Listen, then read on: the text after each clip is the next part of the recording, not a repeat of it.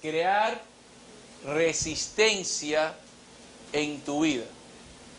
Todos esos puntos en nuestras vidas donde nos queremos dar por vencidos es cuando tenemos que entender que Dios y la vida nos está dando en nosotros ese espíritu, aunque en realidad hoy el televisor, las novelas nos expresan algo diferente a lo que muchos de nuestras generaciones previas entendían lo que era la resistencia y no darse por vencidos. Hoy en día vemos un episodio de televisión donde está esta persona cargada de trabajo en su escritorio y está trabajando y de pronto llega el jefe y le dice, y esta tarea la quiero para mañana, y esa persona está rabiosa y de pronto se levanta y grita, me voy, y vemos a todo el mundo que le aplaude y dice sí, y de alguna forma nuestra generación le da una alabanza, le da una salida a rendirnos en nuestras vidas. Y Dios quiere todo lo contrario. Dios quiere que nosotros podamos resistir en nuestras adversidades para crear carácter en nuestras vidas. Y lo que quiero decirle con eso, lo vamos a ver en Santiago, libro de Santiago, el capítulo 1, versículo 12. Y lo hago así a veces para que ustedes se concentren, porque sabemos que la palabra de Dios no va a ir a ningún lugar y ustedes la tienen en sus casas, hoy no tienen excusa, pero para poder cortar tiempo, dice, bienaventurado el hombre que persevera bajo la prueba. Persevera bajo la prueba. Qué interesante la disciplina que necesita un músico.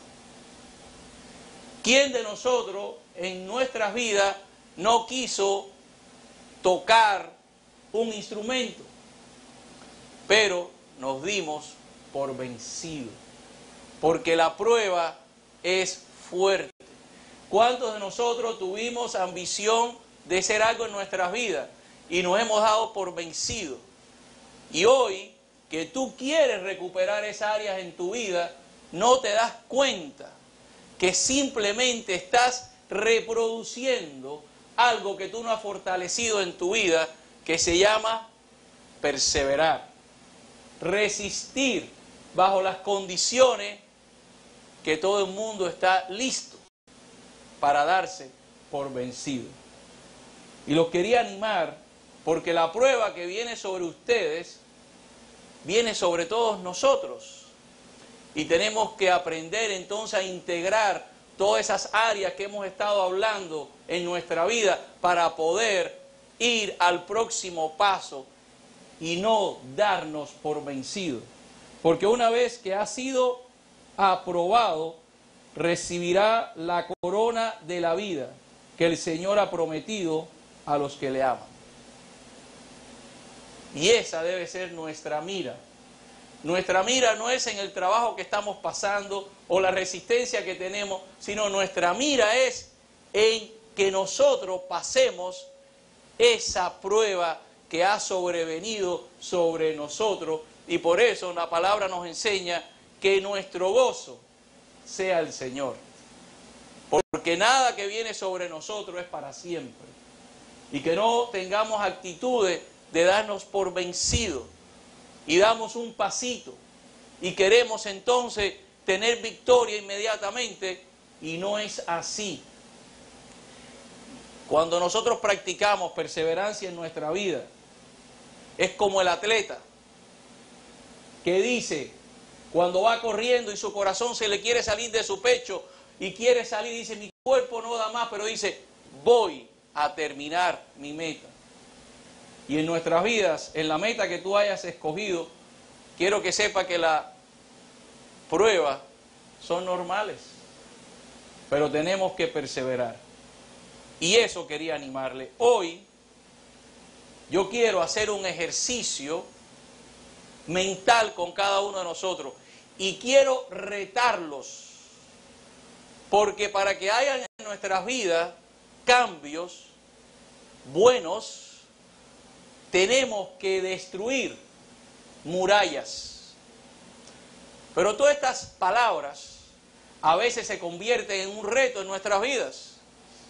Y yo no sé cuántos de ustedes han llegado a la conclusión que los lentes con que ustedes ven las cosas no es lo mismo que otras personas que ven el mismo evento. Y eso es lo que hoy vamos a tratar de desglosar, para nosotros entonces saber qué lente ponernos y por qué ponernos esos lentes. Dice que una señora que estaba por irse de viaje en el aeropuerto decide comprarse unas galletitas, porque hoy los aviones no dan nada. Y mientras llega el vuelo se sienta y de pronto toma una galletita y se la come. Y el señor que está al lado de ella toma una galletita y se la come. Y ella mirándolo se enfurece con la presencia de esta persona que sin pedirle permiso está tomando de esa galleta. Él la mira, coge otra galleta y se la come, se ríe y ella empieza a pensar en todas estas cosas. Qué fresco esta persona. Ella coge otra galleta y se la come. Hasta que llega la última galleta y el hombre se la quiere dar a ella y ella se levanta y se va furiosa. Entra al baño, saca su cartera, mete la mano y tenía las galletas que ella compró. Ella se estaba comiendo las galletas del otro señor.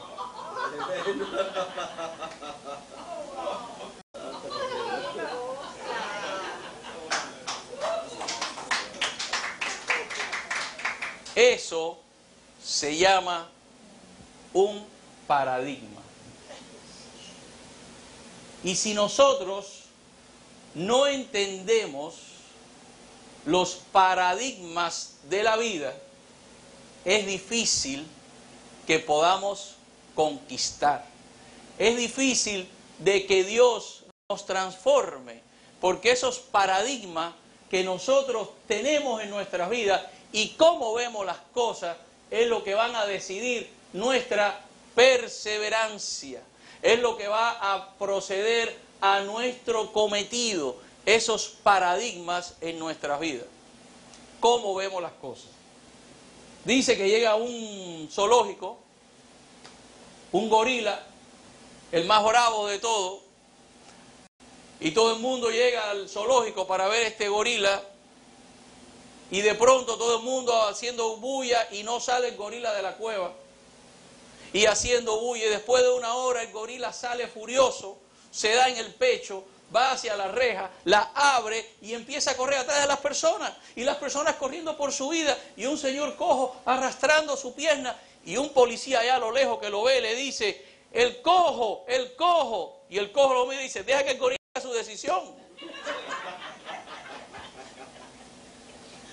En nuestra vida, cómo vemos las cosas, y es lo que llamamos paradigma en nuestras vidas. Paradigma dice que este término tiene un significado en el terreno de la psicología, aunque sabemos de otros paradigmas en otras áreas, pero yo creo que como estamos trabajando con nuestras almas y nuestro espíritu, los paradigmas científicos no tienen nada que ver, sino con nosotros mismos. Dice, refiriéndose a acepciones de ideas, pensamiento, creencias incorporadas generalmente durante nuestra primera etapa de vida que se aceptan como verdaderas o falsas sin poner la prueba de un nuevo análisis. Si tú estás aquí y crees que ser cristiano no lo estás poniendo a prueba, estás trabajando bajo un paradigma. Si tú estás aquí y no aceptas a Cristo, estás trabajando sobre un paradigma en tu vida de preceptos y de asuntos, cómo tú trabajas en tu vida y no te estás cuestionando. Y si tú no te cuestionas, tú no puedes crecer, no puedes avanzar, porque en nuestros años de crecimiento han venido a haber ideas que han invadido nuestras vidas y hoy esas mismas ideas que pusieron nuestros padres y nuestras culturas en nuestras vidas son las que nos paran de avanzar en nuestro crecimiento de fe, porque vemos la Escritura a través de esos lentes o de esos paradigmas en nuestra vida y no hemos podido quitárnoslo porque no hemos podido examinar ese paradigma en nuestra vida. Dicen que los inteligentes creen solo la mitad de lo que le dicen, pero un hombre con discernimiento sabe qué mitad creer. Para nosotros tener discernimiento en nuestras vidas, tenemos que abolir muchos paradigmas de creencia en nuestra vida. Por ejemplo, la Biblia. La Biblia, no es toda la Biblia, es verdad. Es un paradigma. ¿Qué has hecho para averiguarlo? Toda la Biblia es inspirada por Dios. ¿Qué has hecho para averiguarlo? ¿Dónde estás en tu vida que te has estirado a decir, ¿es esto real o es irreal? Y si tú no estás convencido y no has tenido el espíritu de discernimiento en tu vida, estás trabajando bajo los paradigmas de la vida, de donde tú naciste, qué cultura tuviste, y casi siempre las personas que trabajan bajo paradigmas en su vida, te alan y te chupan a sus terrenos, donde ellos son. A mí me encanta cuando hablo con las personas y me dicen, ¿y de dónde tú eres? Porque no pueden captar el acento, no pueden determinar claramente de dónde soy.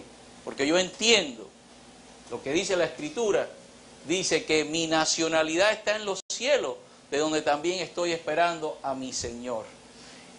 Y poder nosotros ponernos en una plataforma neutral en nuestras vidas, nos da a nosotros una conciencia inteligente de discernimiento para poder escoger en nuestra vida qué mitad creer. Y eso se llama discernimiento y se llama intuición. Cuando un hombre tiene intuición en su vida y aporta la intuición a ese discernimiento, ¿qué pasa? Que esos huecos que tiene lo empieza a hacer, a oler y a llenar y crea esa fotografía. Pero si nosotros no hemos podido analizar mi fotografía, yo no puedo, ¿cómo tú piensas que voy a poder analizar la fotografía de la Escritura? ¿Cómo yo puedo analizar la Escritura de lo que yo estoy diciendo a ustedes? O lo que dice Alberto, o lo que dice la radio, o del libro que tú lees. ¿Cuáles son tus paradigmas en tu vida? ¿Cuáles son las cosas que te han hecho ser lo que tú eres? Las iglesias se roban el dinero. ¿Es un paradigma o es una realidad? ¿O por qué realidad es algo constante y Dios deja de ser Dios? No decimos que el mismo Dios que está aquí hoy es el mismo Dios del universo. Tremendo paradigma. Pensamos que no vamos a poder crecer porque no tenemos un lugar adecuado. ¿Y quién dicho que Dios quiere que nosotros crezcamos si no es el número, si no es de adentro? Y si Dios quiere, nos va a abrir las puertas que tiene que abrir en nuestras vidas. Paradigma en nuestras vidas. El equilibrio mental o un juicio recto, valor moral, audacia, resistencia, forma de tratar al prójimo y cómo sacar el mayor bien de los contratiempos son cosas que no se aprenden en la escuela. Todas estas cosas que estamos hablando en nuestras vidas, esto no son cosas que tú vas a poder ir a un lugar universitario y aprenderlo, porque esto eres tú. Y de ahí es que tiene la gran fortaleza, los recursos con los que Dios te ha armado en tu vida. ¿Cuántos paradigmas no creen los hombres en cómo aborrecen y cómo los hombres a veces rechazan a sus esposas? ¿Cuántas veces las esposas en el momento que estamos viviendo rechazan la autoridad del hombre en su vida? ¿Es una realidad o es un paradigma? ¿A quién hemos decidido nosotros creer en nuestra vida? ¿Qué discernimiento tienes tú hoy para hacer decisiones en tu propio espíritu? Y ahí es donde nosotros hemos estado alabando, creciendo, y lo que ha estado pasando en este mes, que hemos tratado de recuperar esos terrenos, es para enseñarnos a nosotros cómo esos paradigmas en nuestras vidas, los tenemos que destruir. Y tenemos ya que Dios entonces nos haga nuestra propia visión y que Dios nos haga crecer y que nos ponga los lentes correctos, porque mientras nosotros estamos trabajando con los lentes equivocados, no te va a hacer ver nadie. Y si no es resistencia sobre resistencia. Y Dios quiere nuestra voluntad, que nosotros le veamos cara a cara. Que nosotros sintamos el abrazo del Señor en nuestras vidas. Que sintamos el latir del corazón. Para eso tienes que estar pegado.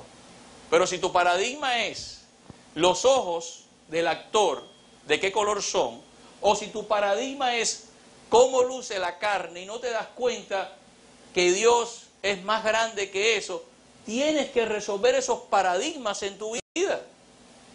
Tienes que buscarle soluciones. Tienes que decir, no importa la edad que yo tengo, porque sigo teniendo los mismos sueños, las mismas aspiraciones. ¿Qué es lo que quiero hacer con mi vida?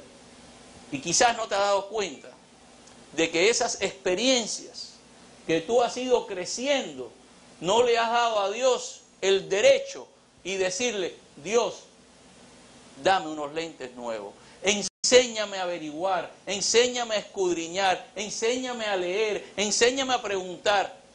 Cuando decimos obedecer, es obedecer con razón, no obedecer porque si no es un culto y Dios quiere que le sintamos su corazón. Dios no quiere un mar de llanto, Dios quiere un hombre y una mujer que estén cerca de Él. Y eso, en nuestras vidas, es lo que estamos buscando.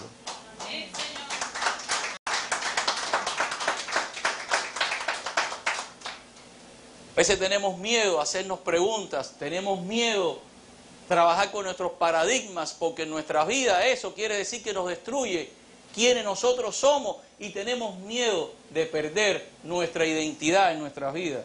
Pero tenemos que ser críticos con nosotros mismos.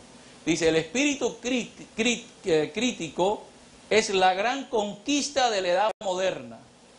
Nuestra civilización se ha fundado precisamente sobre la noción de crítica.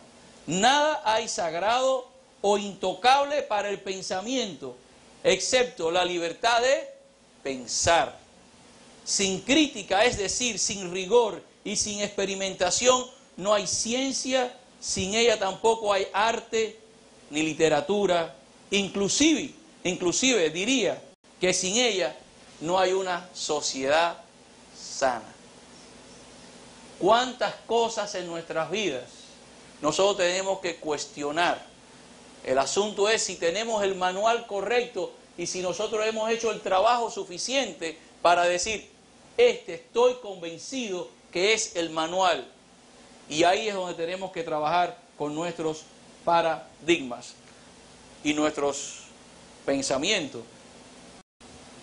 Y el discernimiento en nuestras vidas para poder escoger es tan importante. Mira lo que dice el salmista.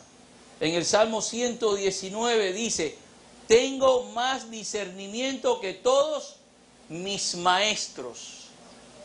De que tú sepas algo no quiere decir que tienes discernimiento, porque no sabes hacer las decisiones correctas en tu vida, porque no tienes esa intuición, simplemente es algo que es vano en tu vida y te está dejando llevar por conocimiento, no tienes dirección exacta.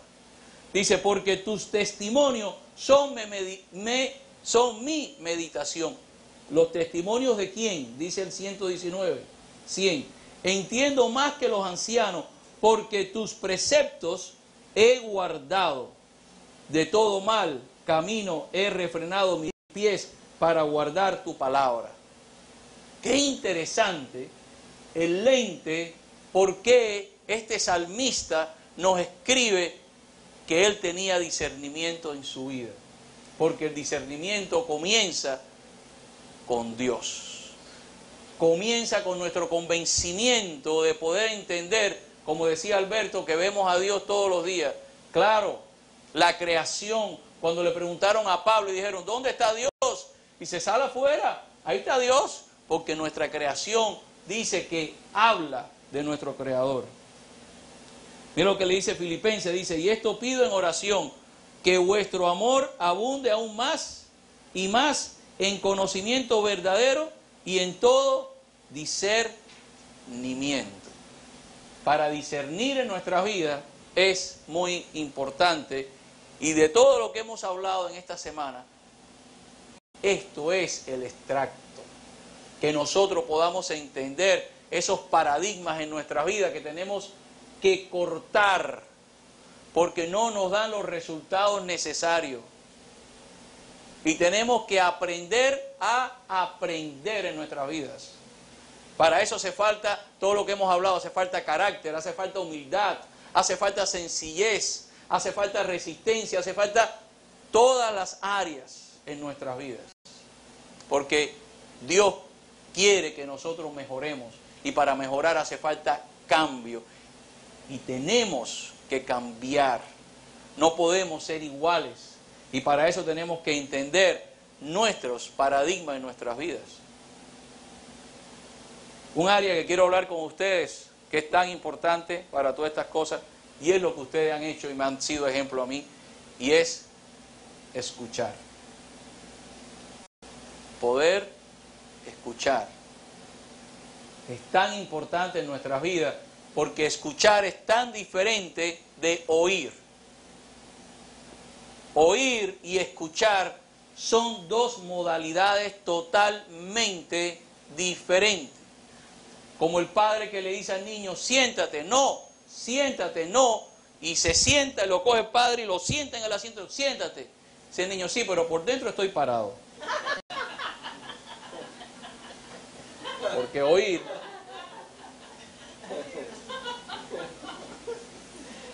y escuchar son dos cosas diferentes. Dice que un buen líder estimula a los demás que le digan lo que él necesita saber.